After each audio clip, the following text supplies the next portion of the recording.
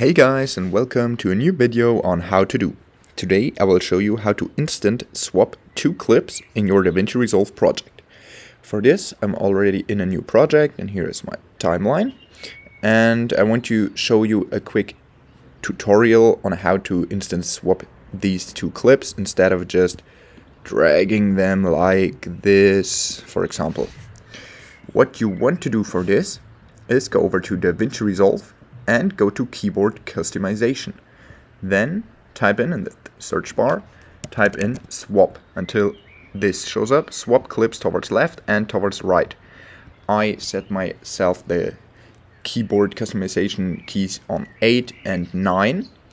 Then what you want to do is just click, let's say I'm going to do 10 or 1 is okay, assign, and then click on save and then just on close.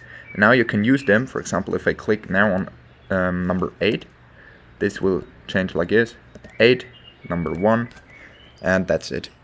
Okay, that was a little hack on how to instant swap two clips in your DaVinci Resolve project. If you enjoyed the video, please like and subscribe to stay tuned for more how to do videos. If you have a video suggestion, just let me know down in the comments. See you guys soon.